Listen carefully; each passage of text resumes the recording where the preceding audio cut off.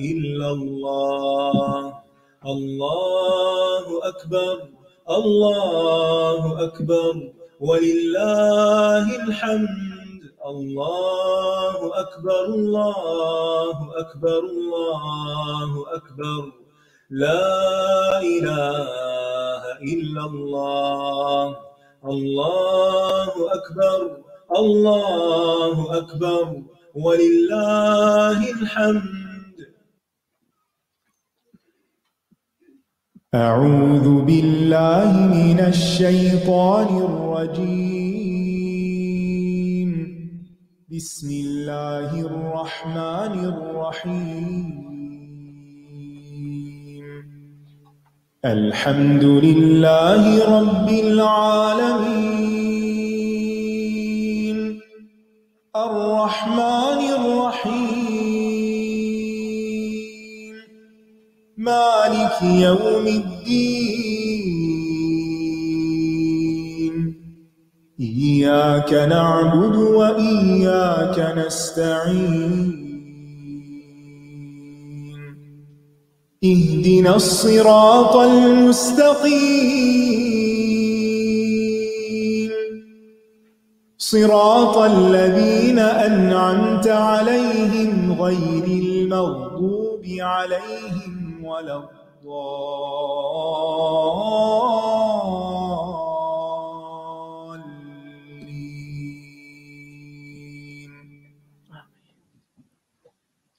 السلام علیکم ورحمۃ اللہ وبرکاتہ. کیا حال ہے سب کا؟ الحمدللہ. کل کا سبق یاد ہو گیا؟ الحمدللہ. تو چلے میں آپ سے پوچھ لیتی ہوں کتنا یاد ہوا آپ کو. پوچھ لوں؟ ٹھیک ہے. اعوذ باللہ من الشیطان الرجیم. بسم اللہ الرحمن الرحیم. کل ہم نے سورۃ البقرہ کی ابتدا کی تھی. اس کی پہلی کچھ آیات ہم نے پہلی 1 سے 5 تک ہم نے ان کی تفسیر دیکھی تھی. تو ہم اس کو دہرا لیتے ہیں. جب میں سوال کروں تو ہاتھ کھڑا کیجیے اور پھر ایک شخص جواب دے. ٹھیک ہے؟ الف لام میم ذالک الکتاب لا ریب فیہ. کتاب سے کیا مراد ہے؟ آپ قرآن مجید، خاص کتاب یعنی قرآن مجید. لا ریب فیہ، ریب کس کو کہتے ہیں؟ کوئی بھی شک، کسی قسم. شک کیا ہوتا ہے؟ شک کیا چیز ہوتی ہے؟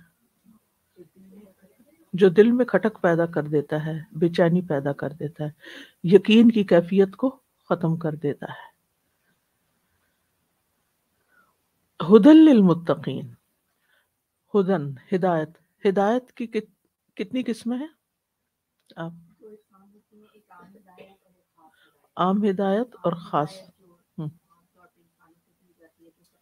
جو تمام مخلوق کو دی جاتی ہے. ٹھیک ہے.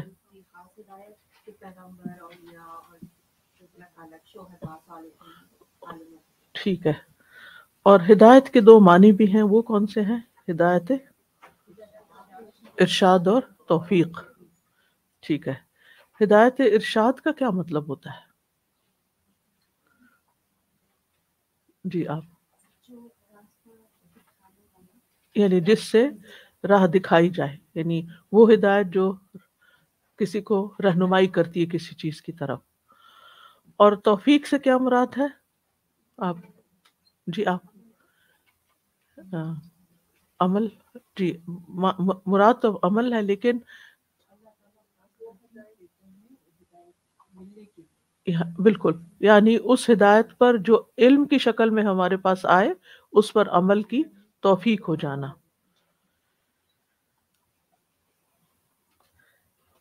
متقین کون ہوتے ہیں؟ ہدی للمتقین ہے. متقین کون ہوتے ہیں؟ جی آپ فرمائیے. متقین. جی متقین جمع ہے متقی کی. متقی کا لفظ نکلا ہے تقوی سے، اور تقوی کہتے ہیں بچنے کو. ٹھیک ہے. تو انسان تقوی والا کون ہوتا ہے؟ جو اس زندگی میں گناہوں سے بچتا ہے، حتیٰ کہ شک میں ڈالنے والی چیزوں سے بھی بچتا ہے. ٹھیک ہے. اسی طرح تقوی کا معنی ہوتا ہے، تقوی کا ایک مفہوم لیا جاتا ہے ڈرنے کا معنی، جیسے آتا ہے نا ترجمے میں، آپ دیکھیں گے قرآن مجید کو جو تراجم ہے کہ جہاں تک کہتے ہیں تق اللہ، اللہ سے ڈرو، یہ ترجمہ کیا جاتا ہے. تو اس کا کیا مطلب ہے؟ یعنی لفظی معنی تقوی کا ڈرنا نہیں ہے، مطلب اللہ کے ڈر کی وجہ سے غلط کام انسان چھوڑ دے اور اپنے فرائض کو بھی ادا کر دے. یعنی صرف غلط کام چھوڑنا نہیں بلکہ فرائض کو ادا کرنا بھی ہے، نیکی کے کام کرنا بھی مراد ہوتا ہے.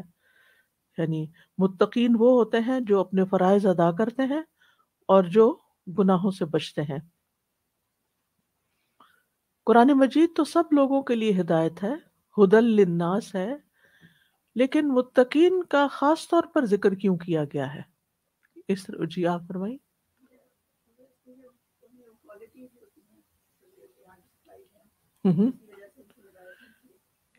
یعنی جس کے اندر تقویٰ ہوتا ہے، اللہ کا ڈر ہوتا ہے، جو آخرت کے عذاب سے بچنا چاہتا ہے، وہی اس کتاب کی طرف آتا ہے، وہی اس سے روشنی پاتا ہے، وہی اس سے رہنمائی لیتا ہے، وہی اس کے مطابق اپنی زندگی گزارتا ہے. اس لیے ہدی للمتقین، یعنی انہی کو توفیق نصیب ہوتی ہے. اور متقین کا یہاں فضل اور شرف بتایا گیا ہے کہ وہ کتنے اچھے لوگ ہیں جو اس کتاب سے فائدہ اٹھاتے ہیں.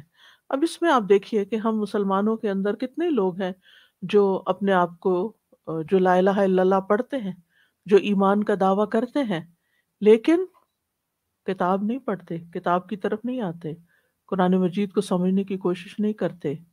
ٹھیک ہے. تو کیا چیز ان کو روکے ہوئے ہے؟ کہ دل میں اللہ کا وہ ڈر نہیں، آخرت کی وہ فکر نہیں، جس کی وجہ سے وہ اس کتاب کو وہ اہمیت نہیں دیتے. تو یہاں تقوی والوں کا فضل اور شرف بھی بتایا گیا ہے کہ وہ بہت اچھے لوگ ہیں جو اس کتاب سے فائدہ اٹھاتے ہیں. اور تقوی ہوتا کہاں ہے؟ دل میں ہوتا ہے. ٹھیک ہے. ابو ہریرہ کہتے ہیں رسول اللہ صلی اللہ علیہ وسلم نے اپنے سینہ مبارک کی طرف اشارہ کرتے ہوئے 3 مرتبہ فرمایا، تقوی یہاں ہے، تقوی یہاں ہے، تقوی یہاں ہے. متقین کی صفات ہیں الذین یؤمنون بالغیب. ایمان کیا ہوتا ہے؟ ایمان کس کو کہتے ہیں؟ جی ہے نا؟ نہیں، ایمان کا مطلب کیا ہوتا ہے؟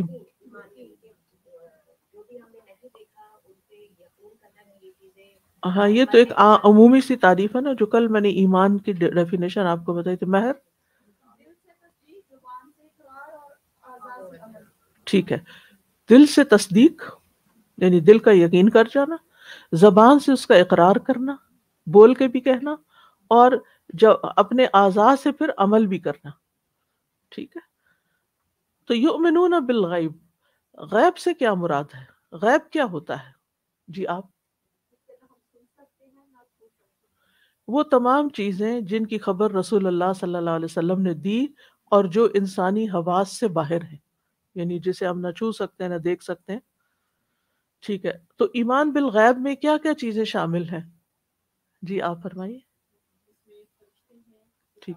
سب سے پہلے تو خود اللہ سبحانہ وتعالیٰ ہم ہماری نگاہوں سے غائب ہے.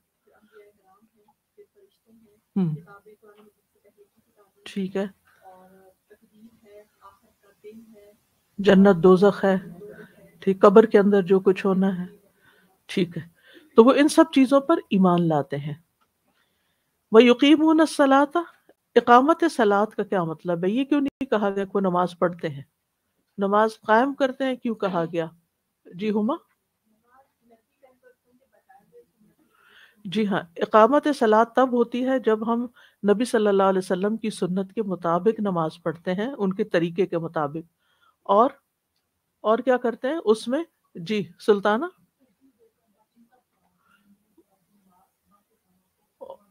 اوکے. اور ہاں، خشوع و خضوع سے پڑھتے ہیں، وقت کی پابندی کرتے ہیں، رکوع اور سجدہ جو ہے جی ہاں اس کو پورا پورا ادا کرتے ہیں، نمازوں کے اوقات کی حفاظت کرتے ہیں. ٹھیک ہے. نہیں صرف بتائے ہوئے نہیں بلکہ جیسے آپ نے پڑھی آپ کے طریقے کے مطابق. ٹھیک ہے. وَمِمَّا رَزَقْنَاهُمْ يُنْفِقُونَ. رزق سے کیا مراد ہے؟ پیچھے والے بھی کچھ ہاتھ کھڑا کیا کریں. جی آپ.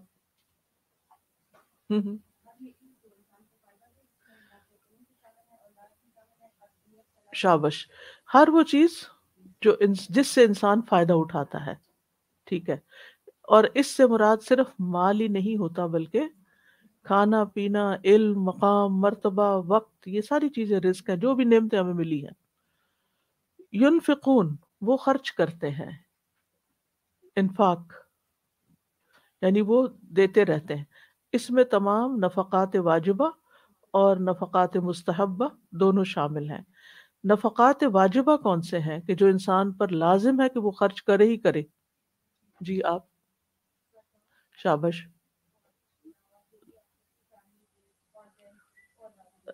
نہیں ٹھیک ہے. نفقات واجبہ میں جیسے زکوٰۃ ادا کرنا، عشر ادا کرنا، اسی طرح بیوی کا نان نفقہ یہ شوہر پر واجب ہے، لازم ہے. اگر وہ نہیں کرتا تو پوچھ ہوگی. ٹھیک ہے. یہ اس کی ذمہ داری. اولاد پر خرچ کرنا، اولاد کی تعلیم و تربیت پر خرچ کرنا. ٹھیک ہے. اور پھر اس کے بعد نفقات مستحبہ. شابش. بھلائی کے تمام کاموں میں خرچ کرنا، فی سبیل اللہ خرچ کرنا. یعنی مثال کے طور پر والدین، اہل و عیال، رشتہ دار، فقراء، مساکین، فی سبیل اللہ دین کی تعلیم میں، دین کی تبلیغ میں، اور اپنے ماتحت لوگ، ان سب پر خرچ کرنا. صدقے کے فائدے کیا ہیں؟ دنیاوی فائدے کیا ہیں؟ نمبر 1 مال پاک ہوتا ہے، اور نفس پاک ہوتا ہے، اور مصائب اور امراض دور ہوتے ہیں، اور بیماریوں سے شفا ہوتی ہے، اور مسلمان کو خوشی پہنچتی ہے. یعنی جس کو آپ دیتے ہیں اس کا دل خوش کرتے ہیں. اور جی ہاں، اور مال میں برکت ہوتی ہے. ٹھیک ہے. اور آخرت میں کیا فائدے ہوں گے؟ حساب آسان ہوگا، میزان بھاری ہوگا، گناہ معاف ہوں گے، پل صراط سے تیزی سے گزر جائیں گے، اور جنت میں بلند درجات ملیں گے. جی. پھر والذین یؤمنون بما انزل الیک.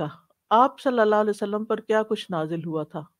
نمبر 1 قرآن مجید، اور اس کے علاوہ جی سنت، یعنی جو آپ کو اللہ تعالیٰ کی طرف سے قرآن کے علاوہ رہنمائی ملی. اور وما انزل من قبلک. آپ سے پہلے کیا کیا نازل ہوا تھا؟ ہاتھ کھڑا کیجئے. شہزاد. تمام آسمانی کتابیں جیسے تورات، زبور، انجیل، صحف موسیٰ و ابراہیم، اور زبر الاولین. زبر الاولین پہلے لوگوں کے جو صحیفے تھے جن کے نام نہیں مینشن کیے گئے.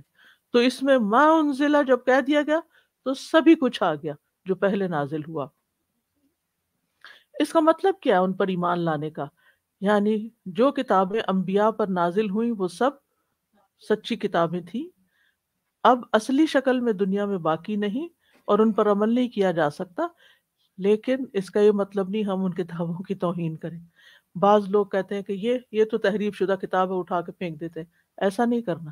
نبی صلی اللہ علیہ وسلم کے پاس جب یہود تورات لائے تو آپ نے اس کو کوشچن پر رکھا، یعنی اس کو ادب دیا. ٹھیک ہے. اگرچہ آپ کو پتا تھا کہ اس کے اندر تبدیلی ہو چکی ہے، یہ اصلی کتاب نہیں، لیکن پھر بھی آپ نے اس کا احترام کیا.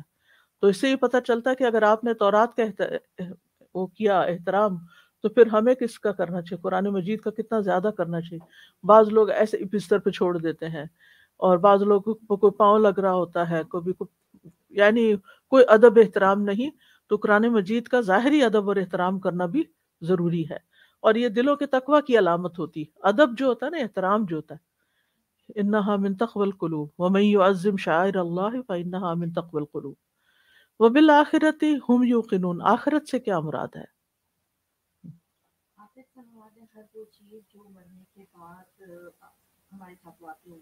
ٹھیک ہے، ٹھیک ہے. شابش. دنیا کے بعد والی زندگی آخرت. آخرت ہوتا آخری، فائنل، لاسٹ. اس کے بعد اور کچھ نہیں، اینڈ ہے وہ. ہماری زندگی کے کچھ مرحلے ہیں. ایک وہ ہے جس میں ہمیں نہیں معلوم کہ ہم کہاں تھے. پیدا ہونے سے پہلے، دنیا میں آنے سے پہلے ہماری روحیں پیدا ہو چکی تھی. ٹھیک ہے، اللہ کی کتاب میں ہمارا نام لکھا ہوا تھا کہ ہم نے دنیا میں آنا ہے. دوسرا وہ کہ جب ہم دنیا میں آ چکے ہیں. تیسرا ہے قبر کا مرحلہ، انتظار کا، برزخ. اور پھر چوتھا ہے آخرت، یعنی قبر سے ہی آخرت شروع ہو جاتی. اور اس کے دو حصے ہیں، ایک قبر کا حصہ ہے اور یعنی آخرت کا، اور دوسرا یوم حشر اور پھر جنت یا جہنم جو ہمیشہ کا ٹھکانہ ہے. وہاں سے واپس نہیں آ سکتے، وہ بس آخری فائنل ڈیسٹینیشن ہے آپ کا. یعنی آپ کا سفر شروع ہو چکا. آپ اس وقت بڑے اہم مقام پر ہیں جہاں آپ نے اپنی زندگی کو اپنی آخرت کے لیے بہتر بنانا ہے. اور پھر جب وہ آخری زندگی آ جائے گی تو پھر اس کے بعد وہاں اگر اچھے کام یہاں کیے تو خوب انجوائمنٹ ہوگی، ورنہ مشکلات ہوں گی. وَبِالْآخِرَةِ هُمْ يُوقِنُونَ. یقین کس کو کہتے ہیں؟ یقین کیا ہوتا ہے؟ ایسا علم جس میں کوئی شک نہ ہو، ایسا علم جس میں کوئی شک نہ ہو. وَبِالْآخِرَةِ هُمْ يُوقِنُونَ. اولئک، یہی وہ لوگ ہیں. اب یہاں بھی بعید کا اشارہ ہے ان کے احترام کے لیے. اولئک، کل میں نے بتایا تھا نا کہ ذالک دور کے لیے استعمال ہوتا ہے اور احترام کے لیے، اور اسی طرح اولئک اس کی جمع ہے، یعنی کہ اولئک بھی اسی معنوں میں آتا ہے. تو پھر یہی وہ لوگ ہیں علی ھدی من ربہم. علی ھدی کہا گیا ہے یعنی وہ ہدایت اور نور بصیرت پر ہیں، اور ہدایت ان کے دلوں میں گڑ چکی ہے. علی ھدی کا کیا مطلب ہے؟ کہ یہ لوگ ہدایت پر ہیں، یعنی اس پہ جم چکے ہیں. یہ ایڈ کر لیجئے اگر پہلے سے نہیں، یعنی ہدایت پر جم چکے ہیں، رسوخ پا چکے، قرار پا چکے.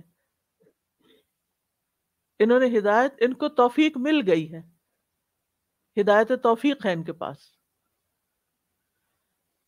کتاب سے کیا ملا؟ ہدایت ارشاد، ہدایت دلالت. اور یہاں کیا ہے؟ توفیق مل گئی اور انہوں نے وہ سب کام کر لیے جو کتاب کہتی ہے.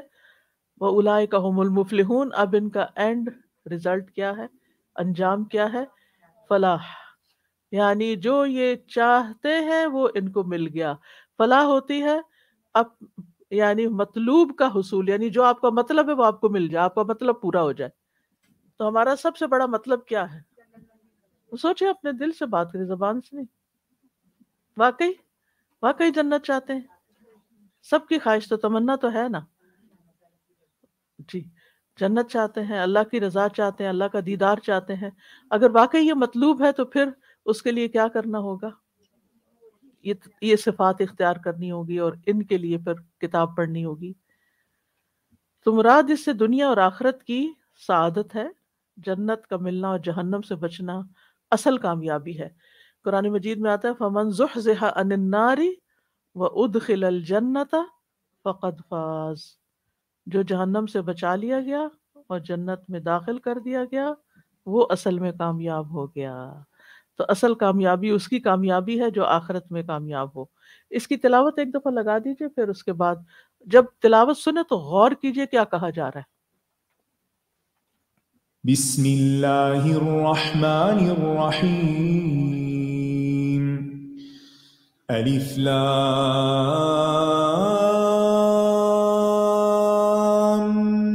میم.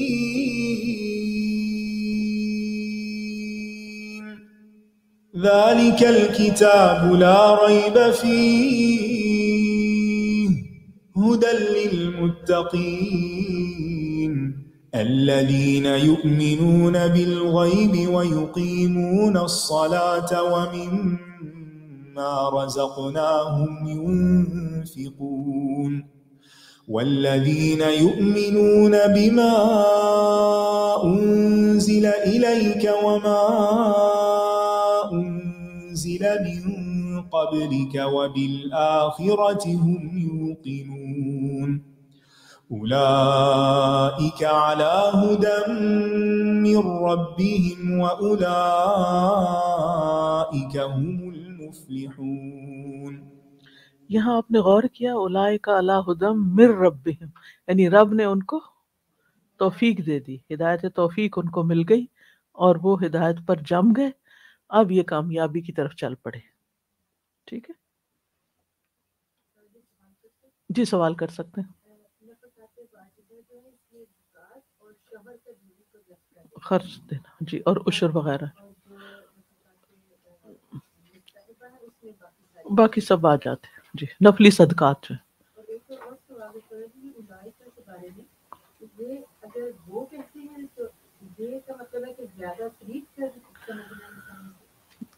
یعنی کہ یہ لوگ اور وہ لوگ، وہ عظمت شان کے لیے آتا ہے. ٹھیک. چلیے آگے ہم چلتے ہیں. آج ہم انشاءاللہ سورۃ البقرہ کی آیت نمبر 6 سے شروع کریں گے. نحمدہ ونصلی علی رسولہ الکریم، اما بعد فاعوذ باللہ من الشیطان الرجیم، بسم اللہ الرحمن الرحیم. رب اشرح لی صدری ویسر لی امری واحلل عقدۃ من لسانی یفقہوا قولی. إن الذين كفروا سواء عليهم أأنذرتهم أم لم تنذرهم لا يؤمنون. بے شک جن لوگوں نے کفر کیا ان کے لیے برابر ہے کہ آپ انہیں ڈرائیں یا نہ ڈرائیں، وہ ایمان نہیں لائیں گے. پچھلی آیات میں ایمان والوں کی متقین کی صفات کا ذکر کیا گیا تھا اور پھر ان کا انجام بتا دیا گیا کہ وہ کامیاب ہونے والے ہیں. اب ایمان کی ضد جو ہے وہ کیا ہے؟ کفر ہے. کہ اللہ سبحانہ تعالیٰ نے انہیں جو راستہ دکھایا تھا انہوں نے اس کا انکار کر دیا. تو یہاں اب ان کی حالت اور ان کے انجام کا ذکر ہے جو انکار کرنے والے ہیں. ان الذین کفروا، بے شک وہ لوگ جنہوں نے کفر کیا. کفر کا لغوی معنی ہوتا ہے کسی چیز کو چھپا دینا، ڈھانپ دینا. اسی سے رات کا نام عربی زبان میں کافر بھی ہے. رات کو بھی کافر کہتے ہیں کیونکہ وہ اپنی سیاہی کے ساتھ ہر چیز کو ڈھانپ دیتی ہے.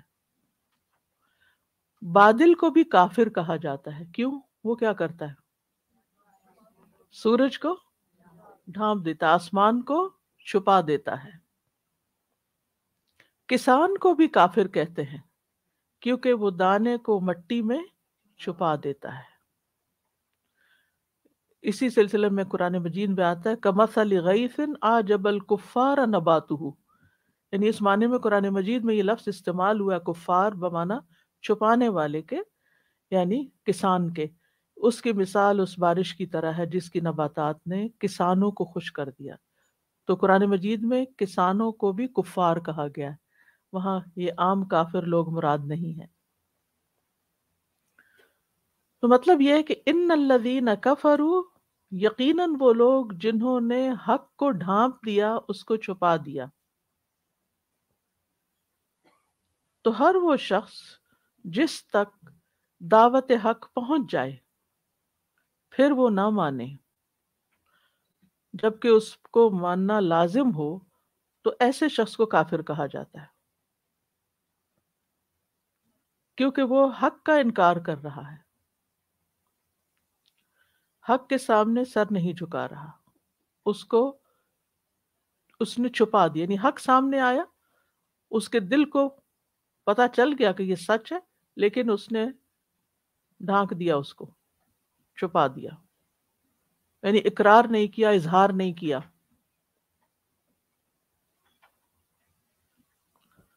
کفر کا شرعی معنی ہوتا ہے اس چیز کا انکار کرنا جو یقینی اور قطعی ہو، جو انبیاء کے ذریعے ہم تک پہنچی ہو.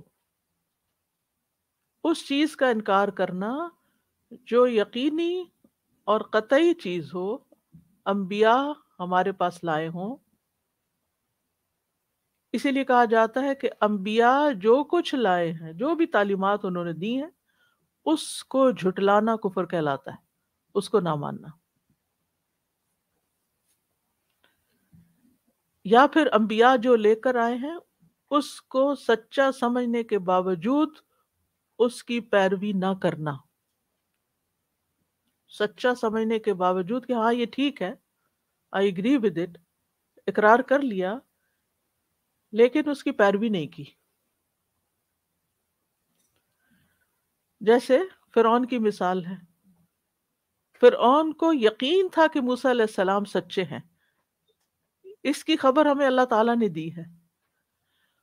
فرمایا سورۃ النمل میں وَجَحَدُوا بِهَا وَاسْتَيْقَنَتْهَا أَنفُسُهُمْ ظُلْمًا وَعُلُوًّا، اور انہوں نے ظلم اور سرکشی سے ان کا انکار کیا حالانکہ ان کے دلوں نے یقین کر لیا تھا.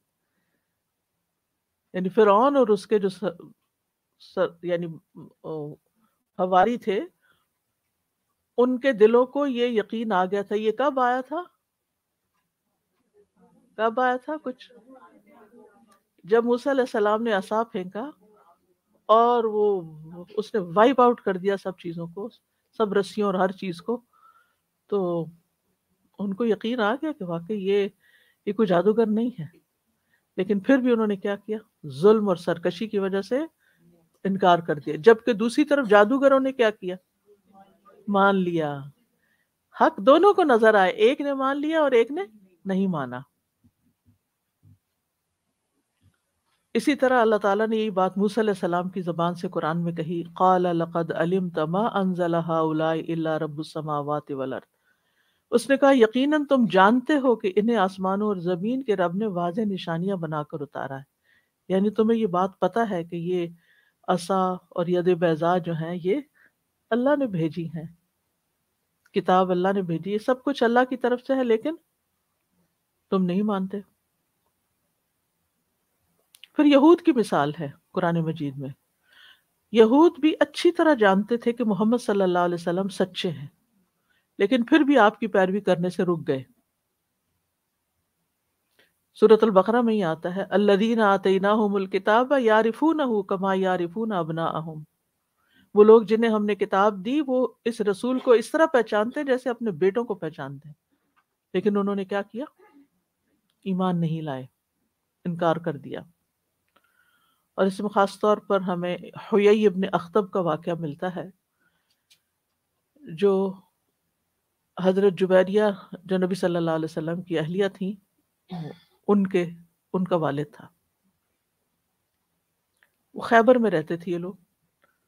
تو جب پتہ چلا کہ نبی صلی اللہ علیہ وسلم کے بارے میں، تو وہ اور اس کے بھائی ابو یاسر، حیی اور ابو یاسر دونوں نبی صلی اللہ علیہ وسلم کے پاس، اور بہت وقت آپ کے پاس گزارا، یعنی دن کا ایک بڑا حصہ گزارا، سب باتیں معلوم کی، ان کو یقین آ گیا کہ ہیں تو یہ نبی.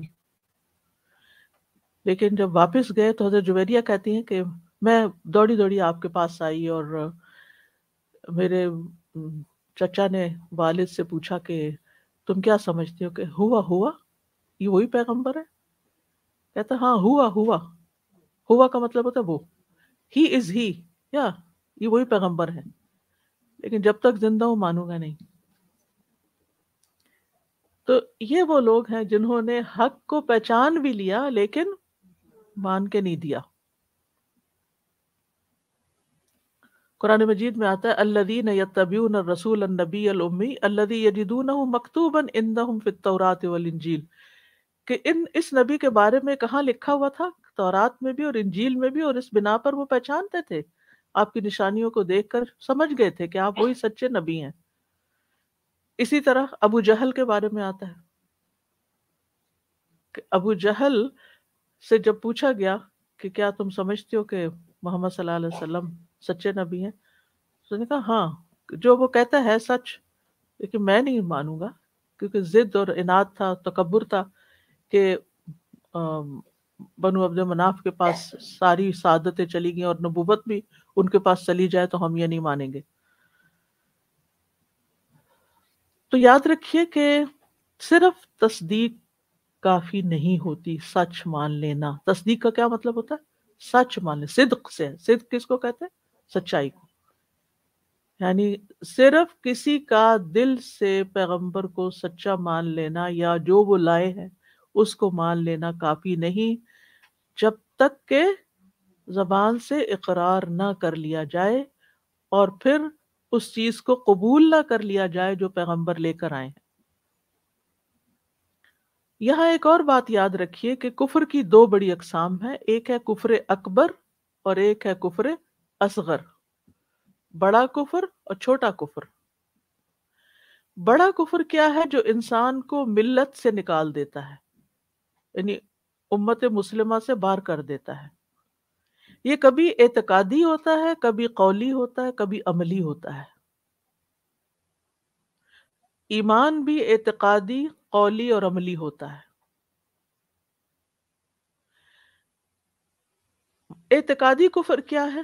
مثلا اگر کوئی انسان اپنے دل سے دوبارہ جی اٹھنے کا انکار کرے کہ کوئی نہیں آنی قیامت، ایسی باتیں، تو یہ کیا ہوگا؟ اعتقادی کفر.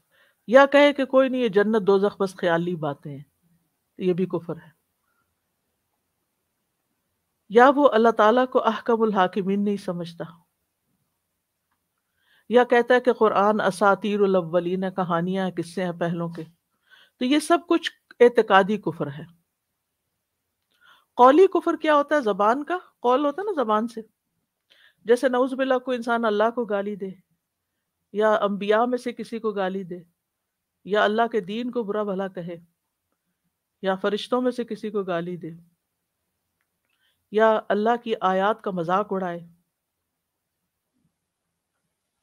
جیسے منافقین کر رہے تھے. تو اللہ کی آیات کا مذاق اڑانا یا رسول اللہ صلی اللہ علیہ وسلم کا مذاق اڑانا یہ بھی کفر ہے. اور دین کے شاعر کا مذاق اڑانا یہ سب زبان کے کفر ہیں، قولی کفر ہیں. کبھی فعلی کفر بھی ہوتا ہے، جیسے کسی بت کو سجدہ کرنا، یا سورج، چاند یا درخت کو سجدہ کرنا، یا پھر مثلاً قرآن مجید کو پھاڑ دینا، ٹھوکر لگا دینا. ہمارے ایک استاد تھے جو میں یونیورسٹی میں ماسٹرز کر رہی تھی، تو تھے مسلمان ہی، لیکن انہوں نے بہت ادھر ادھر کی کتابیں پڑھی، فلسفہ پڑھا اور دماغ الٹ گیا کچھ. تو وہ کہتے ہیں کہ ایک دن میں نے ایسے ہی یعنی جوش میں آ کے قرآن مجید رکھا ہوا تھا، تو میں نے کہا کہ یہ کیا ہے، ایسے میں نے ٹھوکر مار دی پاؤں سے. مسلمانوں کے گھر میں تھے اور بہت زیادہ عربی، اور لاکھ سے وہ کہتے تھے میں لاکھ سے زیادہ عربی زبان کے شعر جانتا ہوں، یاد کیے ہوئے. بریلینٹ. 80 سال کی عمر میں تھے جب ہمیں پڑھانے آتے تھے، اور سیڑھیاں اتنی تیز اترتے تھے کہ میں ان کے پیچھے دوڑتی تھی بعض اوقات کہ میں بھی اتنی تیز اتر کے دیکھتی ہوں. بلا کا ذہن تھا ان کا، بلا کا حافظہ، بہت عقل مند. تو وہ کلاس میں ہمیں اپنا قصہ سناتے تھے کہ مجھ پہ اپنی جوانی میں ایک وقت ایسا آیا کہ میں نے قرآن مجید کی اس طرح توہین کی. کہتے ہیں کہ بس وہ دن تھا جو میری ٹانگ میں درد شروع ہوئی، دنیا بھر کے میں نے علاج کر لیے، میں ٹھیک نہیں ہوا، حتیٰ کہ میں نے توبہ کی کہ میں نے یہ جو قرآن کی توہین کی ہے اس کی وجہ سے میرے پہ یہ مصیبت آئی ہے. تو پھر کہتے ہیں کہ توبہ کی اور استغفار کی اور دوبارہ سے مسلمان ہوا، اور پھر اسلام کی خدمت کا ایک عہد کیا، اور پھر وہ عربی زبان سکھاتے تھے اور بہت ماہر استاد تھے. تو ایسے بھی کبھی ہوتا ہے، یا مسلمان گھر میں پیدا ہوتے ہیں، پھر ایسے اسکول، کالج، یونیورسٹی میں چلے جاتے ہیں جہاں آپ کو نئی نئی باتیں پتہ چلتی ہیں، پھر آپ اپنے دین کو جھٹلا دیتے ہیں اور آپ سمجھتے ہیں کہ آپ بہت انٹلیکچوئل ہو گئے ہیں اور بہت پڑھے لکھے ہو گئے ہیں. تو بہرحال یہ بھی کفر ہے. یہ کیا ہے؟ کفر. یعنی قرآن مجید کی اس طرح توہین کرنا اور کہنا میں نہیں مانتا اس کو، اس سے اچھی کتابیں، اس سے اچھی حکمت کی باتیں، نعوذ باللہ. تو اعتقادی کیا ہے؟ دل میں کوئی ایسی بات بٹھا لینا. قولی کیا ہے؟ زبان سے کوئی اٹر کرنا، کوئی ایسے لفظ. اور عملی کیا ہے؟ کہ پریکٹیکلی کوئی ایسا غلط کام کرنا جو کفر میں داخل کر دے انسان کو. اس کے برعکس کفر اصغر، چھوٹا کفر جس کو کہتے کفر دون کفر، یعنی یہ اصل وہ بڑے والا کفر نہیں بلکہ چھوٹا کفر ہے. یہ ان گناہوں پر مشتمل ہوتا ہے جن کو شریعت نے کفر کہا ہے، لیکن یہ ایسا کفر نہیں ہوتا جو انسان کو ملت سے خارج کر دے. تو شریعت نے ڈانٹنے کے لیے، دھمکانے کے لیے ایسے اعمال پر کفر کا لفظ بولا ہے، جیسے غیر اللہ کی قسم کھانا. اب اگر کوئی اپنے باپ کی قسم کھا لیتا ہے تو وہ کفر کا ارتکاب کرتا ہے، لیکن وہ ملت سے خارج نہیں ہوتا. یہ کفر کون سا کفر ہے؟ چھوٹا کفر، کفر اصغر ہے. حدیث میں آتا ہے عبداللہ بن عمر نے کسی کو سنا وہ کعبے کی قسم کھا رہے تھے. انہوں نے کہا بے شک میں نے رسول اللہ صلی اللہ علیہ وسلم کو فرماتے ہوئے سنا جس نے غیر اللہ کی قسم کھائی اس نے شرک کیا. یہ شرک جو ہے یہ کفر اصغر ہے. اس فعل کو نبی صلی اللہ علیہ وسلم نے کفر اصغر کہا ہے. پھر مسلمان کو قتل کرنا، رسول اللہ صلی اللہ علیہ وسلم نے فرمایا مسلمان کو گالی دینا فسق ہے اور اس سے جنگ کرنا کفر ہے. تو یہ بھی اگر کوئی ایسا کر بیٹھتا ہے تو دیکھیں کتنے مسلمانوں کو قتل کر بیٹھتے ہیں، وہ کافر نہیں ہو جاتے، ملت سے نہیں نکلتے، لیکن اس کا یہ فعل کفر کی طرح ہے. اس کا یہ عمل جو ہے یہ اتنا خطرناک ہے کہ اس کو کفر سے تعبیر کیا گیا ہے. کس کو؟ نہیں، فسق ہے، وہ فسق ہے. فسق یعنی گناہ کا کام ہے، بہت بڑا گناہ ہے. پھر حسب نسب پہ تانا کرنا، کسی کو نسب کا تانا، وہ فلاں ایسا. اب میں کوئی بھی ذات کا نام لوں گی تو ہو سکتا ہے آپ میں سے کوئی ہو، تو میں مثال بھی نہیں دینا چاہتی، لیکن آپ سب کو معلوم ہے کہ ہمارے معاشرے میں لوگوں کے اندر بڑے بائسز پائے جاتے ہیں. بہت ریشسٹ ایٹیٹیوڈ ہوتا ہے کہ ہم اپنی بیٹی کی شادی فلاں ذات میں نہیں کریں گے، وہ فلاں ایسا، فلاں ذات کا، کم ذات، بد ذات. یہ سنے میں لفظ ٹھیک، یہ بھی غلط ہے. نوحہ کرنا، اور یعنی رو رو کے باتیں کر کر کے رونا کسی میت پر. ستاروں سے بارش طلب کرنا. ابن عباس کہتے ہیں کہ جاہلیت کی عادات میں نسب میں تان کرنا، نوحہ کرنا، اور تیسری خصلت ستاروں کے ذریعے بارش کرنا جو ہے یہ کفر اصغر میں شامل ہو جاتا. اپنی ولدیت بدل دینا، باپ کا نام تبدیل کر دینا، یعنی اپنے نسب کا انکار کر دینا، کسی اور کی طرف اپنے آپ کو منسوب کر دینا. بعض لوگ امیگریشن کی خاطر یا کسی اور وجہ سے باپ کا نام تبدیل کر دیتے ہیں اور پھر وہ ساری زندگی کوئی اور ہی باپ بنائے رکھتے ہیں. تو یہ بھی غلط ہے، یہ بھی کفر اصغر میں شامل ہو جاتا ہے. پھر نعمتوں کا انکار کرنا، کیونکہ وہ بھی نعمت، کفر کا معنی کیا ہوتا ہے؟ چھپا دینا. یعنی نعمت کا انکار کیا کہ آپ ظاہر ہی نہیں کرتے کہ آپ کو کوئی نعمت ملی، نہ زبان سے ذکر کرتے ہیں اور نہ عمل سے اظہار کرتے ہیں. کفر النعمہ. احسان فراموشی، کسی کا احسان نہ ماننا. نبی صلی اللہ علیہ وسلم نے فرمایا عید کے موقع پر جب آپ خواتین کے پاس گئے خطبہ دینے کے بعد، اے عورتوں کے گروہ تم صدقہ زیادہ کیا کرو کیونکہ میں نے تمہاری اکثریت جہنم میں دیکھی ہے. وہ بولی یا رسول اللہ ایسا کیوں ہے؟ آپ نے فرمایا تم اب لعنت بہت کرتی ہو، وَتَكْفُرْنَ الْعَشِيرَ، اور اپنے خاوند کی ناشکری کرتے ہو، یعنی اس کی احسانات کو ایکنالج نہیں کرتی. یعنی وہ جو تمہارے ساتھ کچھ بھی کرے، اور ایک اور جگہ پر آتا ہے کہ ساری زندگی بھی احسان کرے، کوئی ایک چیز بھی تو وہ کہتی کچھ نہیں کیا میرے ساتھ، یعنی شوہر کے احسانات کو نہیں مانتی. یہ بھی کفر اصغر میں شامل ہو جاتا ہے. یہ یاد رکھیے کہ کبیرہ گناہ کا مرتکب کافر نہیں کہلاتا. اب اگر کسی نے ایسا کیا ہے، ٹھیک ہے، کسی نے نسب پہ تانا دے دیا یا اور ستاروں سے بارش طلب کر لی، تو آپ اس کو کافر نہیں کہنا شروع کر دیں گے. یہ بہت احتیاط کی، کیونکہ ہمارے معاشرے میں کیا مصیبت آ چکی ہے مسلمانوں کے اندر، ہر چھوٹی بڑی بات پر لوگوں کو کافر بنا دیتے ہیں. جی ہاں، تو کسی لا الہ الا اللہ پڑھنے والے کو کافر مت کہے، چاہے وہ کتنا ہی گناہ گار ہو، الا یہ کہ اس نے وہ کوئی کام کیا جو اوپر کفر کی جو قسمیں بتائی میں نے. مثال کے طور پر اگر کوئی زانی ہے یا چور ہے یا شرابی ہے تو اس کو ناقص الایمان کہیں گے کہ اس کا ایمان ناقص ہے، لیکن کافر نہیں کہیں گے۔ خوارج کا نام شاید سنا ہو، ایک فرقہ تھا، وہ اس یعنی جو بھی کوئی ایسا غلط کام، گناہ کا کام کر لیتا تو اس کو کیا کہتے؟ کافر ہے۔ رسول اللہ صلی اللہ علیہ وسلم نے فرمایا جس نے اپنے بھائی کو کہا اے کافر، تو ان دونوں میں سے ایک کافر ہو گیا۔ کسی کو کافر مت کہیں، ٹھیک ہے؟ اس آیت میں ان الذین کفروا سے مراد کفر اکبر ہے۔ یاد رکھیے، کبھی قرآن کی تفسیر کرنی پڑے یا کوئی کسی سے سن رہے ہو تو مراد اس سے کون سا کفر ہے؟ کفر اکبر ہے، یعنی اللہ کو نہ ماننا، رسولوں کو نہ ماننا۔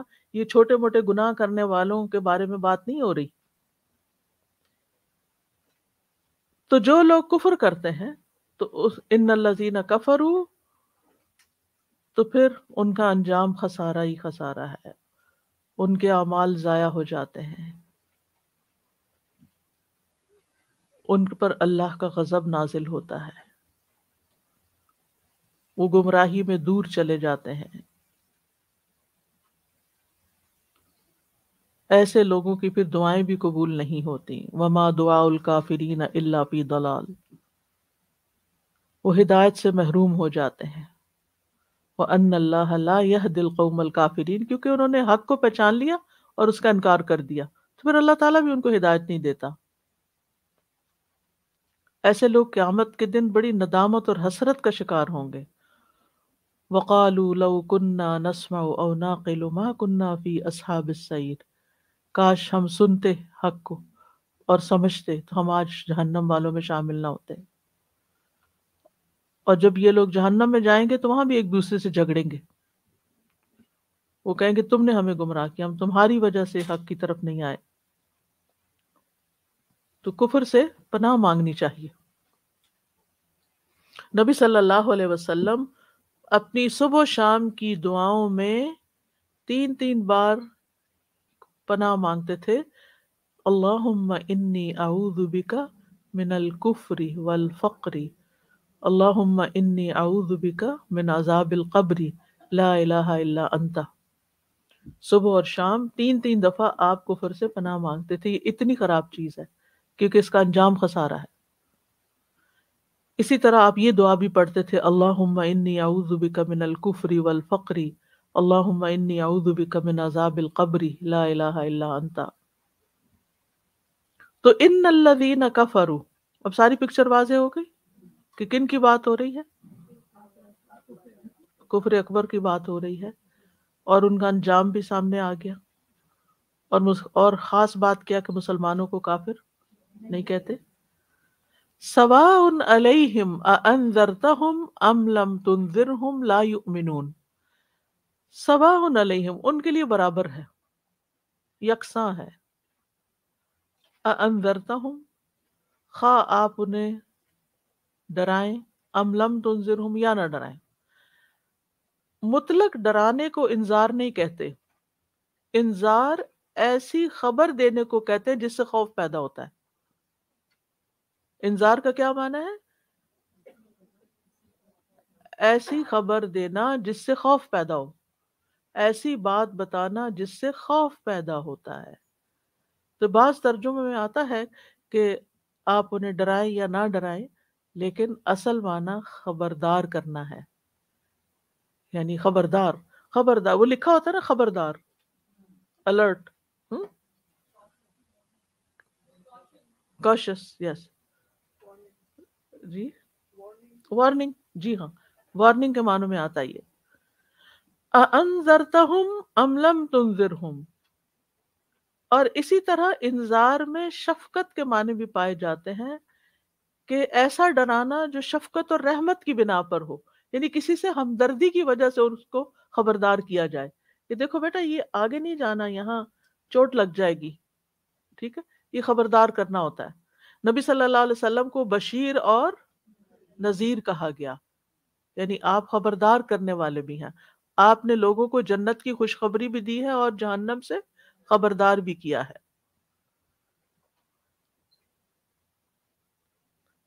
تو یہ لوگ مومنوں کی بالکل اپوزٹ ہوتے ہیں، متقین کے بالکل اپوزٹ ہوتے ہیں، جو اپنا وقت، قوت، مال، دولت، ہر چیز اسلام کی مخالفت میں استعمال کرتے ہیں، واضح دلائل آنے کے باوجود اپنے کفر پہ قائم رہتے ہیں۔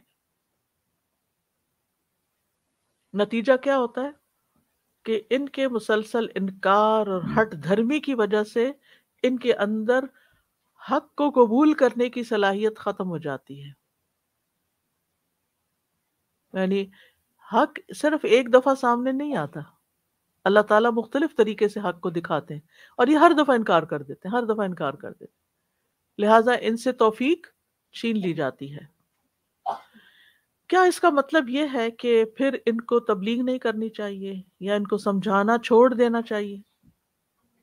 مثلاً آپ کا کوئی بچہ ہی ہے یا کوئی رشتہ دار ہے، آپ اس کو ایک دفعہ سمجھاتے ہیں لیکن وہ بالکل سمجھ کے نہیں دیتا، پھر دوسری دفعہ کسی اور طرح سمجھاتے ہیں، تیسری دفعہ کسی اور طرح سمجھاتے ہیں، تو پھر آپ کہیں کہ ان کو بتائیں یا نہ بتائیں تو ان کے لیے برابر ہے، لہٰذا کوئی فائدہ نہیں بتانے کا۔ کیا یہ کہنا چاہیے؟ یہ اس کا مطلب نہیں ہے۔ اصل میں دو باتیں ہیں اس میں۔ ایک تو ان کو دھمکی دی گئی ہے کہ تم پہ نصیحت اثر نہیں کر رہی، دیکھ لو پھر ہوگا کیا، اور دوسرے نبی صلی اللہ علیہ وسلم کو تسلی دی گئی ہے کہ آپ خبردار کر رہے ہیں، آپ اپنے آپ کو غم میں نہ گھلائیں، کیونکہ آپ بہت تکلیف میں ہوتے تھے۔ لعلک باخع نفسک علی آثارہم ان لم یؤمنوا بہذا الحدیث اسفا، کہ آپ غم کر کر کے اپنے آپ کو ہلاک کر ڈالیں گے کہ یہ اس بات کو مانتے کیوں نہیں۔ تو آپ فرمایا آپ کا قصور نہیں ہے، آپ چاہے انہیں بتائیں یا نہ بتائیں، یہ مانتے نہیں ہیں، یہ ان کا قصور ہے، آپ سے پوچھ نہیں ہوگی اس کی، آپ اپنا کام کر رہے ہیں۔ تو دو چیزیں ہو گئی یہاں، ایک تو یہ کہ سمجھانا نہیں چھوڑنا چاہیے، کیونکہ ہمیں نہیں پتا کہ کون ماننے والا ہے اور کون نہیں، اور کون کب ایمان لے آئے، اور دوسرا یہ ہے کہ جو نہیں مان رہے ان کے لیے ایک ڈراوا بھی ہے، اور پھر بتانے والے کو تسلی بھی ہے کہ جو لوگوں کے لیے ہدایت اور تقویٰ چاہتا ہے۔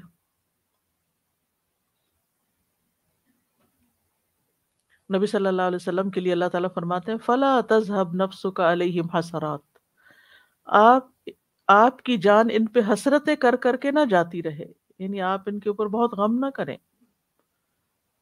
فَذَكِّرْ إِنَّمَا أَنْتَ مُذَكِّرٌ لَسْتَ عَلَيْهِمْ بِمُسَيْطِرٍ، آپ انہیں نصیحت کیجئے کیونکہ آپ نصیحت کرنے والے ہیں، آپ ان پہ کوئی، آپ ذمہ دار نہیں، آپ ان پہ داروغہ نہیں ہیں۔ انما علیک البلاغ وعلینا الحساب، آپ کا کام پہنچا دینا، آپ پہنچاتے رہیں۔ تو اللہ سبحانہ وتعالیٰ نبی صلی اللہ علیہ وسلم کو تسلی دے رہے ہیں، جیسے پچھلے انبیاء کو بھی اللہ تعالیٰ نے تسلی دی کہ، اور پچھلے انبیاء کے واقعات بھی قرآن مجید میں اللہ تعالیٰ نے بتا کے تسلی دی کہ جب کوئی بھی نبی کسی قوم کو ہدایت کی بات بتاتا ہے تو سب نہیں مان لیتے، اور دین کے داعی ہونے کی حیثیت سے ہم سب کو بھی یہ بات سمجھ لینی چاہیے کہ جب ہم کسی کے سامنے دین کی بات رکھیں تو صرف یہ ایکسپیکٹ نہ کریں کہ یہ مان ہی جائے گا، اور پھر اگر نہیں وہ مانتا تو اپنے آپ کو بلیم نہ کرتے رہیں، کسی گلٹ کا شکار نہ ہو کہ ہم نے ٹھیک نہیں بتایا اور ہمیں کچھ اور کرنا چاہیے۔ ہدایت کون دیتا ہے؟ الا ھدی من ربہم، یہ توفیق اللہ کی طرف سے ہوتی ہے، ہمارا کام صرف پہنچا دینا ہوتا ہے۔ کیونکہ بعض اوقات ایسا ہوتا ہے نا کہ آپ سال ہر سال اپنے بچوں کو سمجھاتے رہتے لیکن وہ کیا کرتے ہیں؟ وہی کرتے ہیں جو ان کی مرضی ہوتی ہے۔ اچھا، پھر لوگ بڑے ظالم ہوتے ہیں، وہ کہتے ہیں کہ دیکھو یہ اپنے بچوں کو سمجھاتے نہیں، انہیں سکھاتے نہیں، انہیں کیا پتا کہ کون کتنا سکھاتا ہے یا سمجھاتا ہے۔ تو ججمنٹل نہ ہو، دوسروں کے بارے میں ایسی رائے نہ دیں۔ ہر کوئی اپنے طور پر، جس کے اندر تقویٰ ہوتا ہے نا، جس سے خود جنت میں جانے کا شوق ہوتا ہے نا، پھر یہ ہو نہیں سکتا کہ اسے یہ فکر نہ ہو کہ جو اس کے سب سے زیادہ پیارے ہوتے ہیں، اس کے اپنے ہی بچے، اس کے گھر والے، اس کے رشتہ دار، اس کے بہن بھائی، وہ سب سے پہلے ان کی ہدایت چاہتا ہے، پھر اس کے بعد باہر جاتا ہے. لیکن ساتھ ہی یہ یاد رکھنا چاہیے کہ یہ ہمارے ہاتھ میں نہیں ہے، یہ اللہ کے ہاتھ میں ہے، اور اللہ ہی ہدایت دیتا ہے، لہٰذا اللہ سے ہدایت مانگتے بھی رہنا چاہیے.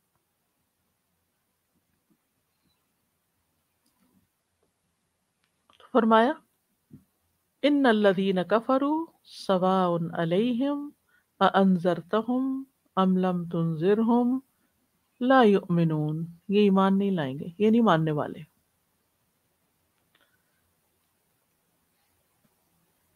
یعنی آپ جو بھی کوشش کر لیں یہ نہیں مانیں گے.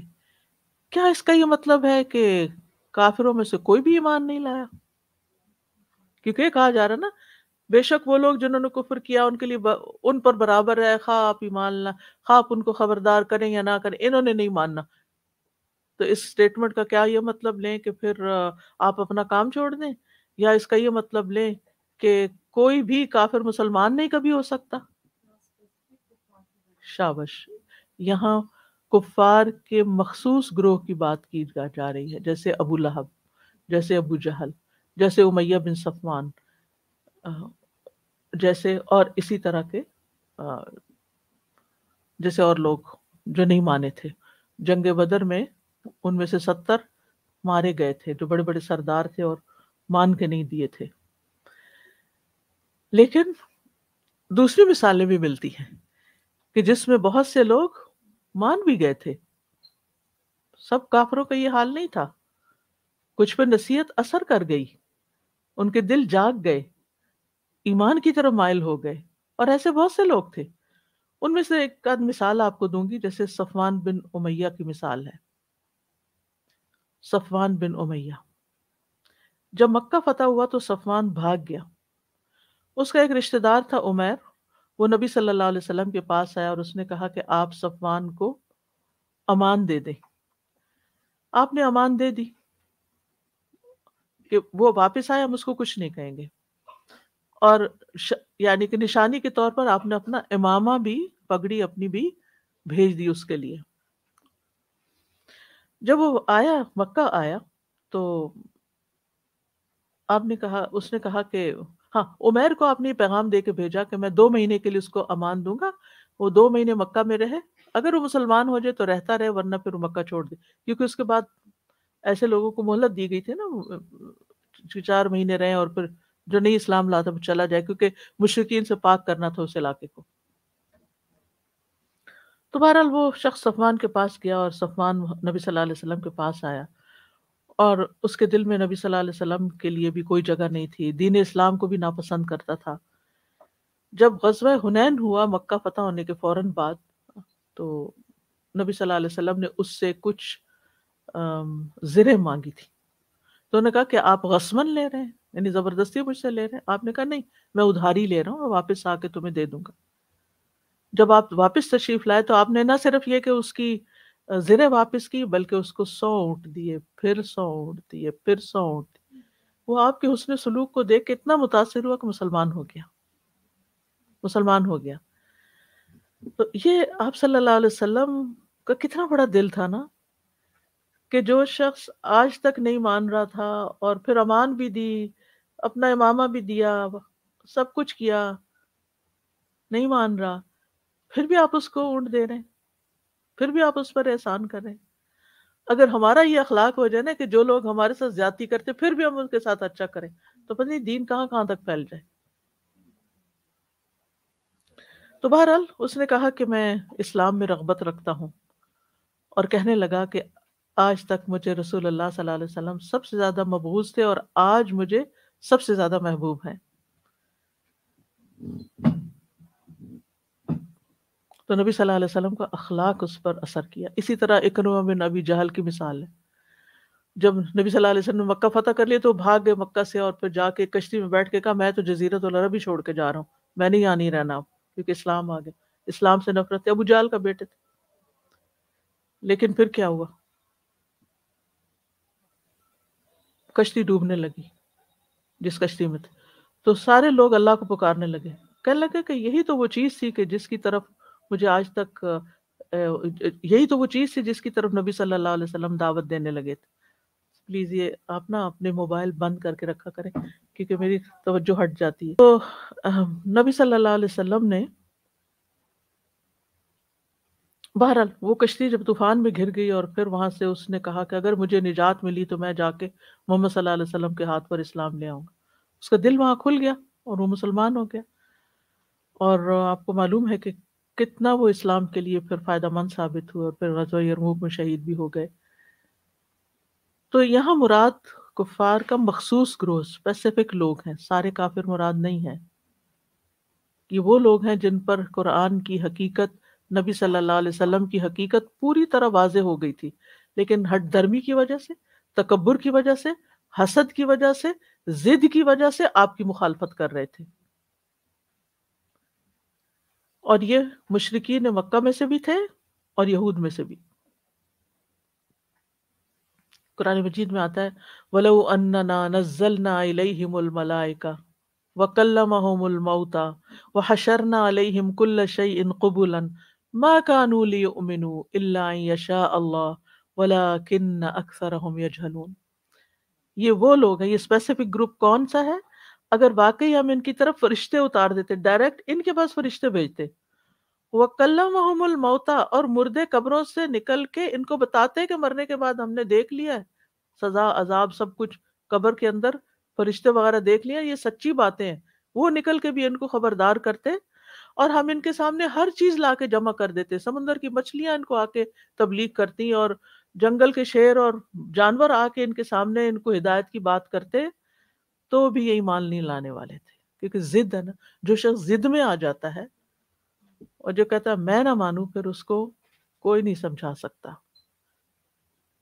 فرمایا یہ ایسے نہ تھے کہ ایمان لاتے مگر یہ کہ اللہ چاہے، لیکن ان کے اکثر جہالت برتتے ہیں. تو اس آیت سے یہ پتہ چلتا ہے کہ جو نصیحت قبول نہیں کرتا، اللہ کی طرف متوجہ نہیں ہوتا، پھر اس کو نصیحت فائدہ نہیں دیتی اور وہ ایمان نہیں لاتا. سورۃ یاسین میں بھی آتا ہے وَسَوَاءٌ عَلَیْہِمْ أَأَنذَرْتَہُمْ أَمْ لَمْ تُنذِرْہُمْ لَا يُؤْمِنُونَ. یہی بات وہاں بھی کی گئی ہے. سورۃ یاسین سے ہی پتہ چلتا ہے کہ ڈرانا، خبردار کرنا کس کو فائدہ دیتا ہے. انما تنذر من اتبع الذکر وخشی الرحمن بالغیب فبشرہ بمغفرۃ واجر کریم. بے شک آپ تو اسی کو ہی ڈرا سکتے ہیں جو نصیحت کی پیروی کرے اور رحمان سے غائبانہ طور پر ڈرے، بس آپ اسے بخشش اور عزت والے اجر کی خوشخبری دے دیجیے. تو واضح ہو گئی آیت. نیکسٹ آیا ختم الله على قلوبهم وعلى سمعهم وعلى أبصارهم غشاوة ولهم عذاب عظيم. اللہ نے ان کے دلوں اور ان کے کانوں پر مہر لگا دی ہے اور ان کی آنکھوں پر پردہ ہے اور ان کے لیے بہت بڑا عذاب ہے. تو اللہ تعالیٰ نے یہاں ان رکاوٹوں کا ذکر کر دیا جو ان کو ایمان لانے میں مانے ہیں. پہلی چیز ختم اللہ علی قلوبہم. ختمہ سے مراد مہر ہے، اللہ نے مہر لگا دی. یعنی جب انسان کسی چیز کو بند کر دیتا ہے، اس کو تالا لگا دیتا ہے کہ کوئی چیز اس کے نہ اندر جائے نہ باہر. تو یہاں ان لوگوں کے دلوں کی یہی حالت ہے ان کے دلوں کی کہ نہ اس میں خیر جاتی ہے اور نہ وہاں سے خیر نکلتی ہے، لاک کر دیے گئے. اور قلوب قلب کی جمع ہے. قلب الٹ پلٹ ہونے کو کہتے ہیں اور دل کو بھی قلب اس لیے کہا گیا کہ اس کی حالت بدلتی رہتی ہے. سوال یہ پیدا ہوتا ہے کہ اگر اللہ نے ہی مہر لگا دی ان کے دلوں پر تو پھر ان کا تو قصور نہیں. بات یہ ہے کہ ان کو خبردار کیا گیا تھا، انہوں نے حق کو پہچان لیا تھا، لیکن ضد کی وجہ سے انکار کیا، تو اب سزا مل رہی ہے ان کو دنیا میں کہ ان سے توفیق چھین لی گئی ہے. قرآن مجید میں آتا ہے فَلَمَّا زَاغُوا أَزَاغَ اللَّهُ قُلُوبَهُمْ. جب وہ ٹیڑھے ہو گئے تو اللہ نے ان کے دل ٹیڑھے کر دیے. یعنی جب انسان خود ہدایت نہیں لینا چاہتا تو پھر اللہ سبحانہ تعالیٰ بھی اس سے توفیق چھین لیتا ہے. یعنی اگر انسان گمراہی کا رستہ اختیار کرنا چاہتا ہے تو اللہ تعالیٰ اس کو گمراہی کے رستے میں ڈھیل دے دیتا ہے، جاؤ چلتے جاؤ. اگر انسان اندھا پن اختیار کرتا ہے، حق کو دیکھنا ہی نہیں چاہتا، غفلت برتتا ہے، تو اللہ تعالیٰ اس میں اس کو ڈھیل دے دیتا ہے. کیونکہ یہ دنیا کی زندگی انسان کے لیے مہلت ہے، وہ جو کرنا چاہتا ہے اس کو اللہ تعالیٰ موقع دیتا ہے. تو ہوتا یہ ہے کہ شیطان انسان کے برے اعمال کو خوشنما بنا کر دکھاتا ہے، پھر شیطانوں کے لشکر انسانوں میں سے اور جنوں میں سے اس کو گمراہی کے رستے کی طرف بلاتے ہیں. اس کی خواہشات اور شہوات ہوتی ہیں. اسی طرح بعض اوقات حب الریاسہ ہوتی ہے. حب الریاسہ کا مطلب ہے کسی بادشاہت کی حرص، منصب کا حصول. اس کی کیا مثال ہے؟ اس میں دو مثالیں آپ کو دوں گی. ایک شاعر تھا عربی کا، آشا اس کا نام تھا، آشا، ٹھیک ہے. تو وہ نکلا اپنے قبیلے سے اور نبی صلی اللہ علیہ وسلم کی طرف آ رہا تھا، تو کہنے لگا کہ میں مسلمان ہونا چاہتا ہوں. تو راستے میں لوگوں نے اس کو روکا، دیکھو تم مسلمان نہ ہونا، کیونکہ اگر تم مسلمان ہوئے تو تمہیں دن میں 5 نمازیں پڑھنی پڑیں گی. تو اس نے کہا کوئی بات نہیں، اللہ کا حق ہے، پڑھ لوں گا. پھر انہوں نے کہا کہ تمہیں اپنے مال میں سے صدقہ بھی کرنا پڑے گا، زکوٰۃ دینی پڑے. اس نے کہا کوئی بات نہیں، یہ تو اچھی بات ہے نا، غریبوں کی مدد کرنا. تو انہوں نے کہا کہ تمہیں وہ زنا سے بھی روکیں گے. کہنے لگا میں بوڑھا آدمی ہوں، مجھے زنا کی ضرورت نہیں، مجھے اس کی ضرورت نہیں. کہنے لگے وہ تمہیں شراب سے بھی روکیں گے. کہنے لگا شراب، اچھا میں ایسا کرتا ہوں، ابھی جاتا ہوں واپس، 1 سال خوب شراب پیتا ہوں، پھر میں واپس جا کر مسلمان ہو جاؤں گا. اور جو ہی وہ گھر پہنچا، گرا، مر گیا، مسلمان نہیں ہوا. تو بعض اوقات خواہشات انسان کو اسلام قبول نہیں کرنے دیتی. اسی طرح حب الریاسہ، ہرقل، بخاری میں طویل حدیث آتی ہے ہرقل کے بارے میں کہ جب اس تک نبی صلی اللہ علیہ وسلم کا پیغام پہنچا، آپ کا خط پہنچا، تو اس نے پہچان لیا کہ یہ سچے نبی ہیں اور اب اسلام کی طرف رغبت بھی ظاہر کی. لیکن جب اس نے دیکھا کہ اس کی جو رعایا ہے، یعنی جو اس کے جو سردار تھے، اس کے آس پاس کے لوگ، وہ ناراض ہوئے اور اس کو چھوڑ کے نکلنے لگے، انہوں نے ایک طرح سے بغاوت کر دی. تو اس نے کہا نہیں، میں تو تمہیں ٹیسٹ کر رہا تھا، میں ڈر گیا کہ میری بادشاہت چلی جائے گی. تو بعض اوقات یہ دنیا کی لالچ، دنیا کی چیزیں انسان کی ہدایت کے رستے میں رکاوٹ بن جاتی ہیں. بہت سے لوگ مسلمان، اب میں کفار کی بات نہیں کری، خود مسلمان قرآن کیوں نہیں پڑھتے، قرآن کلاس میں کیوں نہیں آتے، کیا کہتے ہیں؟ پھر ہمیں عمل کرنا پڑ جائے گا، پھر ہمیں حجاب کرنا پڑ جائے گا، پھر ہمیں یہ بھی چھوڑنا ہوگا، وہ بھی. یہ بڑا مشکل ہے، ہم اس کے بغیر ہی ٹھیک ہے. تب اس میں اللہ تعالیٰ کا قصور ہے. یہ تو آپ کی اپنی چوائس ہے کہ آپ نہیں خود چاہتے، تو پھر کیا اللہ تعالیٰ زبردستی توفیق دے کہ نہیں تم نہیں چاہتے لیکن میں چاہتا ہوں کہ تم اسی رستے پہ چلو؟ رستہ تو اللہ نے دکھا دیا، علم تو آ گیا، لیکن توفیق نہیں ہوئی ایمان لانے کی اور ہدایت حاصل کرنے کی. تو جب انسان کفر پہ کفر اختیار کرتا ہے تو پھر دلوں میں مہر لگ جاتی ہے، پھر اثر بھی نہیں ہوتا کسی بات کا. بل طبع اللہ علیہا بکفرہم، پھر وہ حق بات سنتے بھی نہیں. فأعرض اکثرهم فهم لا يسمعون. تو ہدایت اس کو ملتی ہے جو ہدایت کا طالب ہوتا ہے، کہیں اس کے دل کے گوشے میں ہدایت کے لیے محبت ہوتی ہے، وہ کوشش بھی کریں. والذین جاہدوا فینا لنہدینہم سبلنا.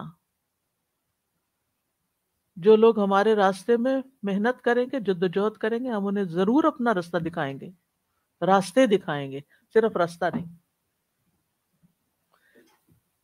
وَعَلَىٰ سَمْعِهِمْ، اور ان کے کانوں پر بھی مہر لگی ہوئی ہے، سنتے بھی کچھ نہیں. سم جو ہے مفرد ہے لیکن جمع کے معنوں میں استعمال ہوا ہے. لفظ سنگولر ہے لیکن ترجمہ اس کا کانوں کیا جاتا ہے، یعنی ان کے کان حق سننے سے پردے میں ہیں. کیوں؟ کیونکہ خواہشات میں گھرے ہوئے ہیں، خواہشات ان کو سننے نہیں دیتی. جیسا کہ ایک جگہ پر آتا ہے افرأیت من اتخذ الہہ ہواہ واضلہ اللہ علی علم وختم علی سمعہ وقلبہ وجعل علی بصرہ غشاوہ فمن یہدیہ من بعد اللہ افلا تذکرون. مطلب اس کا یہ ہے پھر کیا آپ نے اس شخص کو دیکھا جس نے اپنا معبود اپنی خواہش کو بنا لیا اور اللہ نے اسے علم کے باوجود گمراہ کر دیا. یعنی ہدایت ارشاد تو ہو گئی تھی، علم آ گیا تھا، لیکن پھر بھی وہ عملی ہدایت کی طرف نہیں آیا اور اس کے کان اور دل پہ مہر لگا دی، آنکھ پہ پردہ ڈال دیا. اس کے بعد پھر اسے کون ہدایت دے گا اللہ کے بعد؟ کیا تم نصیحت حاصل نہیں کرتے؟ ایک رائے یہ بھی ہے کہ بصر اور سمع اکٹھا ہے اور قلوب الگ ہے، لیکن زیادہ تر یہی ہے کہ ختم اللہ علی قلوبہم وعلی سمعہم اور پھر وعلی ابصارہم غشاوہ، آنکھوں پہ پردہ پڑا ہوا ہے. یعنی آنکھوں سے نظر کچھ نہیں آتا، جیسے آتا نا واللیل اذا یغشا، قسم ہے رات کی جب وہ چھا جاتی ہے، یعنی ڈھانپ لیتی ہے، کچھ نظر نہیں آتا. اب یہاں پر آپ دیکھیں کہ سمع کو سنگولر رکھا گیا اور قلوب اور ابصار کو جمع رکھا گیا. تو مفسرین کہتے ہیں کہ سمع جو ہے یہ مصدر ہے اور مصدر جمع نہیں ہوتا. ایک رائے یہ ہے. دوسرا قول یہ ہے کہ اس سے مراد سمع کل واحد منہم، ان میں سے ہر ایک کے کان ہیں. جسے کہا جائے کہ میرے پاس 2 بکروں کا سر لایا جائے تو اس کا یہ مطلب نہیں ایک سر لایا جائے، 2 بکروں کا سر لایا جائے یعنی 2 سر لائے جائے. سمع کو پہلے کیوں لایا گیا؟ یہ بھی ایک دلچسپ بات ہے. بصر سے پہلے سمع لایا گیا، کان کی بات پہلے کی گئی، سننے کی بات. کہتے ہیں کہ اس کی ایک وجہ یہ ہے کہ انسان ہر طرف سے سن سکتا ہے، پیچھے سے بھی آگے سے بھی، جبکہ آنکھ سے دیکھنا صرف سامنے کی طرف ہوتا ہے. آپ اندھیرے میں بھی سن سکتے ہیں جبکہ دیکھتے آپ صرف روشنی میں ہیں. پھر اسی طرح اگر کسی کا کان باہر کا کٹ بھی جائے تب بھی سن سکتا ہے، لیکن آنکھ اگر نکل جائے تو دیکھ نہیں سکتا. وَلَهُمْ عَذَابٌ عَظِيمٌ اور ان کے لیے بہت بڑا عذاب ہے. اور یہ بڑا عذاب کون سا ہے؟ کون سا عذاب ہے؟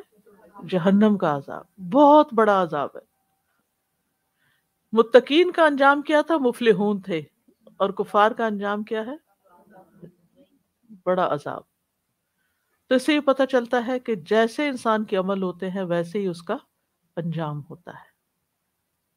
پھر یہ کہ دل انسان کے جسم کا بڑا قیمتی حصہ ہے، اگر انسان اس سے حق قبول نہیں کرتا تو پھر خسارے میں ہے. اور حق کے لیے سینے کا کھل جانا اللہ کا بہت بڑا احسان ہے کہ دل کھل جائے اور پھر انسان اس کو قبول کر لے اور پھر اس سے محبت کرے. تو یاد رکھیں یہ ہدایت کی دولت اللہ ہی کی دی ہوئی ہوتی ہے. یہ نہ سوچے کہ میں نے یہ کیا تو مجھے ہدایت مل گئی، اس لیے اس نعمت پر شکر ادا کریں. اور جب انذار کی کوئی بات ہو تو خوف محسوس کریں اور اپنے کانوں اور آنکھوں کو ہدایت کے لیے کھلا رکھیں اور دل کو اس کے لیے تیار رکھیں.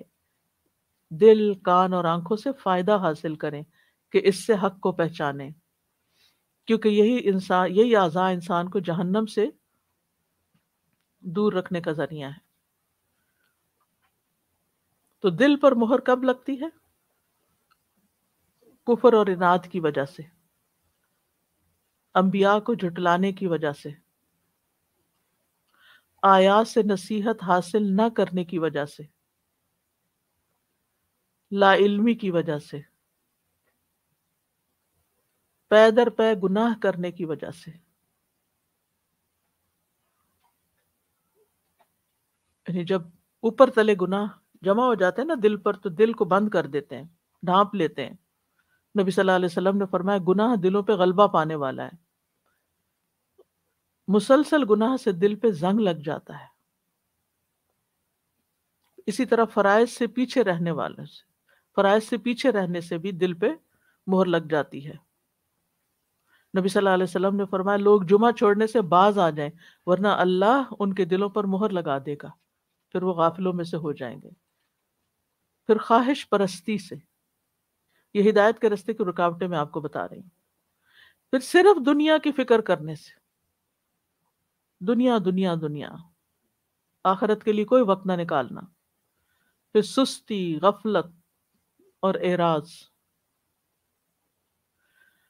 تو ہمیں اللہ تعالیٰ سے دعا کرنی چاہیے کہ اللہ ہمارے دل میں نور پیدا کر دے اور ہمیں توفیق عطا کر دے. اللہم اجعل فی قلبی نورا. اور اللہ سبحانہ وتعالیٰ ہمیں اپنے کان، آنکھ، دل، ان سب سے فائدہ اٹھانے کی توفیق دے.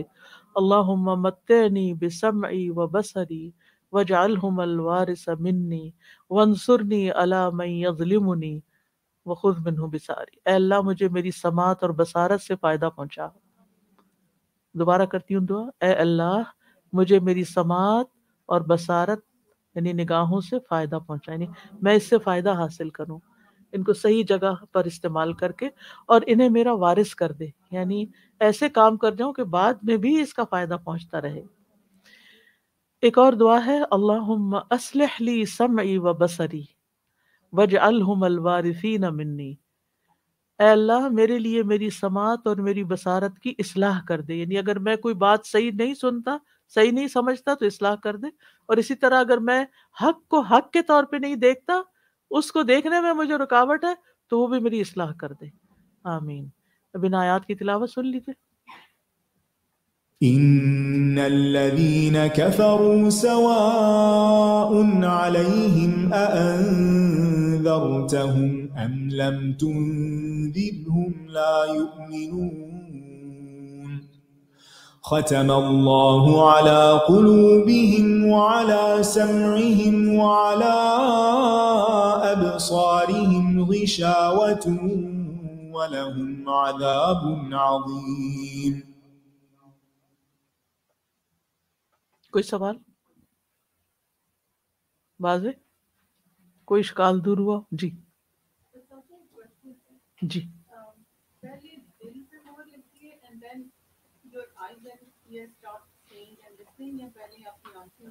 آنکھیں اور کان بند ہوتے ہیں نا، دل تو کنٹینر ہے، جو آنکھوں سے آپ بھیجیں گے وہ وہاں ہوگا جو کانوں سے بھیجیں گے. لہٰذا اگر رانگ انفارمیشن جا رہی ہے تو پھر کیا ہوگا؟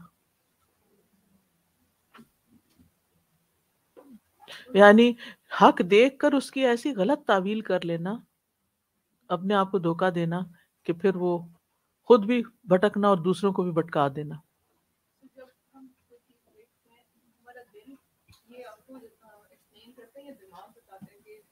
اصل چیز دل ہے. جی ہاں، خواہشات وغیرہ بھی دل میں ہی ہوتی ہیں، کہ وہ اتنی خواہشات اندر کہ حق آتا بھی ہے تو باہر نکال دیتی ہیں، نہیں نہیں نہیں مجھے ایکسیپٹ نہیں کرنا. جیسے کوئی بہت اندر سے بھرا ہوا ہوتا ہے نا کھانے کا مسئلہ، تو اس کو کوئی چیز دے تو وہ وامٹ کر دیتا ہے، یعنی مجھے نہیں کھانا. تو یہ حق کو وامٹ کر دیتے ہیں کہ نہیں، ہم جو علم ہمارے پاس ہے، جو عقل ہمارے پاس ہے، اور جو دنیا کی کامیابی ہمارے پاس ہے، ہمیں یہ مولویوں کی باتیں نہیں چاہیے، حالانکہ یہ اللہ کا کلام ہے اور اس کو ہر ایک کو سمجھنا چاہیے.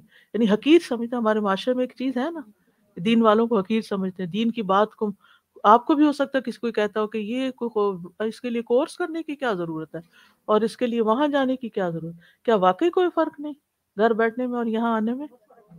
بہت فرق ہے. لیکن جو نہیں آتا اس کی بات نہیں سمجھ آتی. جی آپا آپ پیچھے.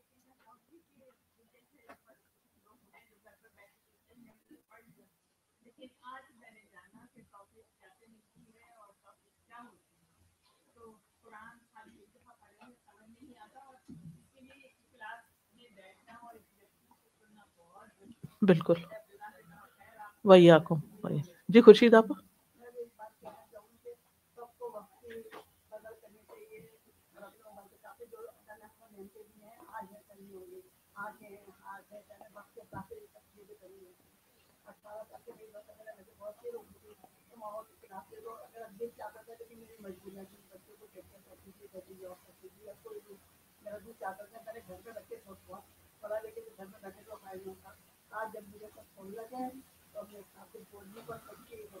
بالکل اللہ، بالکل کوئی پتہ نہیں کس وقت ہماری آنکھیں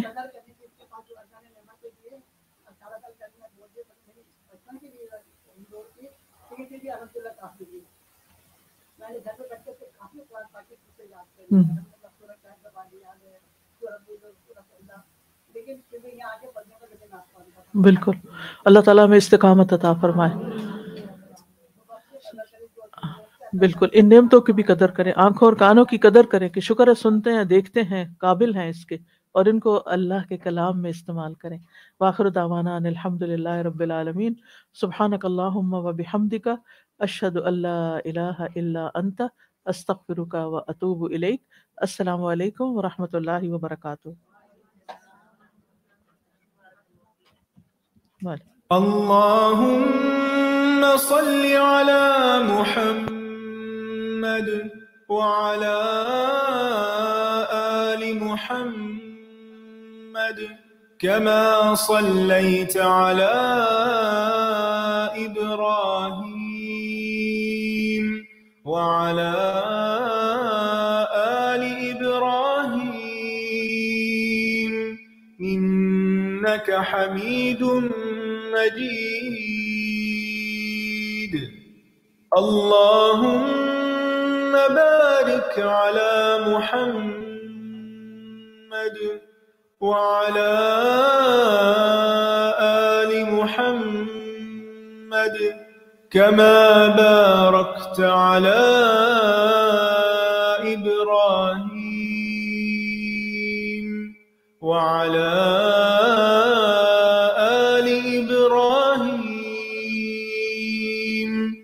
إنك حميد مجيد.